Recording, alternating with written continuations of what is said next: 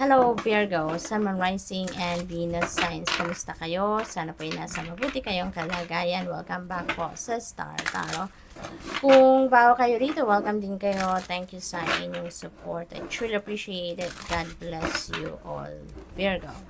Tingnan natin kung ano ang mga mensahe para sa inyo sa ngayon. We have Seven of Wands. Ayan. So, nasa defensive mode kayo, Virgo. Siguro meron ditong nangaaway sa inyo, ano? Or, baka meron ditong nagtatry na i-take down kayo. Siguro meron mga gumagawa dito ng mga paninira sa'yo. Nagmamanufacture ng mga istorya, kwento against you, you know. So, that's why nasa defensive mode kayo. So, if you feel like kailangan ninyong depensa ng inyong sarili, then go for it. Okay? Use your own judgment and discernment on this situation. Tignan ninyo, kayo ang nakakaalam niyan kung ano ang nangyayari sa inyong sitwasyon. At use your own judgment and discernment, use your intuition para magabayan kayo kung ano ang best thing to do sa sitwasyon ninyo. Okay? Kasi kung kailangan ninyong labanan yan, then go for it. Kung nasa posisyon kayo, no, para kontrahen kung ano man ang sinasabi nila, then go for it. Okay? So, what else? We have Page of Swords. Ayan, may chismis. Siguro chinichismis kayo ng mga taong ito. So, siguro merong mga tao talagang, malamang inggit na inggit ito sa iyo, Virgo. Kasi kadalasan, ang puno ng chismis ay inggit. Diba? Kasi, maring successful kayo, no, sa buhay, maaring masaya kayo, nasa maganda kayong posisyon sa buhay, kaya maaring maraming ang naiinggit sa inyo. Kaya, ayun, na magagawa nila out of inggit, chismis kayo, sisiraan kayo, gagawa kayo ng kwento. So, naku, ipagdasal nyo na lang ang mga ito, no, Virgo. Because they don't know what they are doing.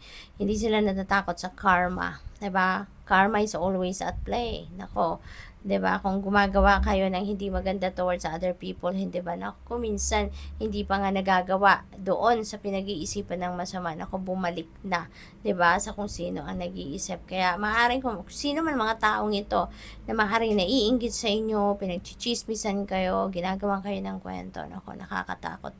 Nakakatakot ang ginagawa nila. Kaya, pray for your safety and protection. Always call on Archangel Michael to protect you, to surround yourself with his blue sapphire sword of light, no, para protektahan kayo sa mga negative energies na ito.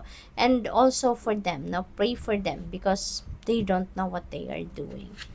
What else? We have the Star. Wow. No, this is new hope, new inspiration, new beginnings, new optimism. Maaaring meron ditong sitwasyon din kayo na pinanggalingan na Virgo na mahirap, no? This could be a challenging situation that you have encountered in the past, pero bonggang-bongga kayo kasi napagtagumpayan nyo ito. So ngayon, parang bibigyan kayo ng premyo ng universe, no? At bibigyan kayo ng bagong pag-asa, no? There is going to be a new path opening up for you, no? Na dito ay premyo sa inyo ng universe na makapag-bounce ba kayo sa life, makapagpagong buhay kayo, no? Mag-start kayo ng bagong simula sa buhay. This is also wish fulfillment energy. Kaya most likely, meron din kayo mga wishes that are coming to fruition. Nako, at with that, lalong dadami ang maiinggit sa inyo, Virgo. Kaya, ipagpasalamat nyo to, no, ng mga biyayang paparating sa inyo. Maaari din ang iba sa inyo, talagang nararanasan nyo na kung gaano kayo ka-blessed sa ngayon. Kaya ipagpasalamat ninyo yan. Ten of Pentacles, holy moly. This is wealth, no? This is wealth. Siguro, Virgo, yayamanin na talaga kayo. Maaaring meron na kayong established na negosyo, established na pagkukuhanan ng pera, established na financial future, financial security and stability. Maaaring nandiyan na kayo sa puntong yan, no? Na hindi nyo na ipag-worry pa, no? Kung saan kayo kukuha ng pera to provide for your family, no?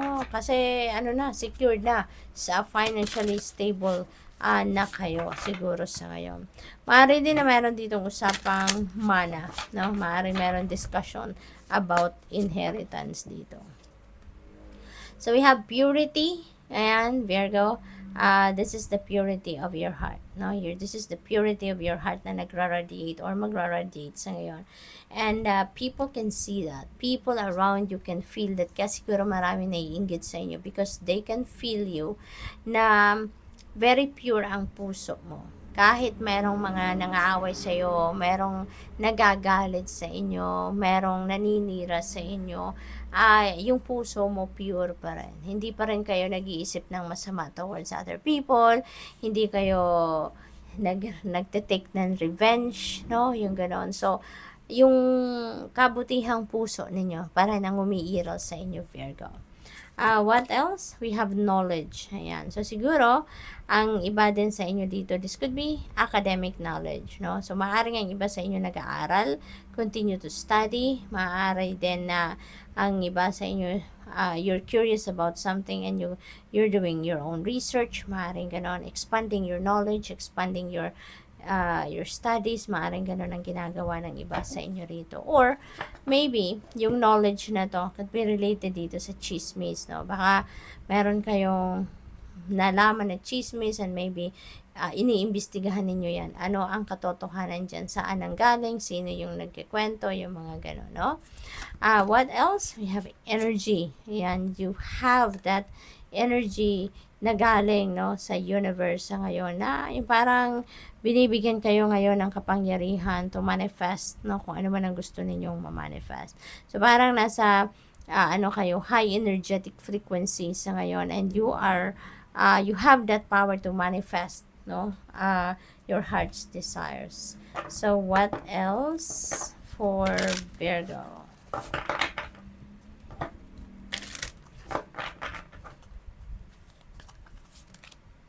We have courage. Ayan. So, courage in the face of conflict. Ayan. So, kailangan ninyo talaga ito. Magpakatatag lang kayo. Tibayan ninyo ang inyong loob. Activate your courage and your inner strength. At makakayanan ninyo ang mga intrigang yan. Makakayanan ninyo yung mga pang-aaway na ginagawa ng ibang tao sa inyo, no? Kaya ninyo yan. You have all it takes, no? To fight for your right or to fight for whatever it is that you deserve. Okay? Yung mga na yan, mga negative energies na yan, no?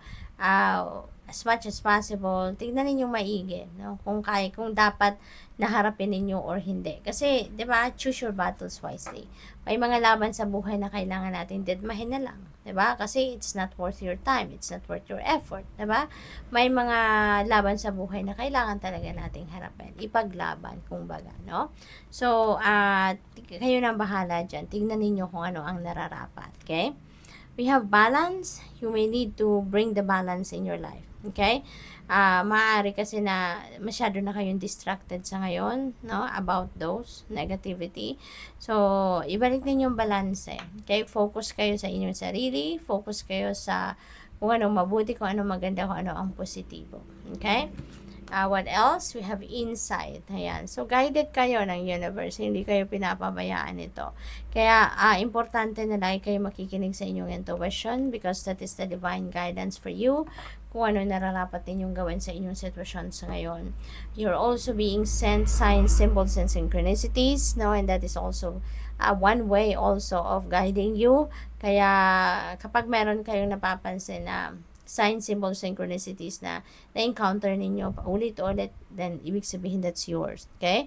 Yan, gabayan sa inyo. Kaya, i-google ninyo kung anong ibig sabihin or anong ang message na hatid ng mga symbols, signs, and synchronicities na yan because that is your guide. Okay? So, good luck. Thank you for watching. Love and light. Namaste.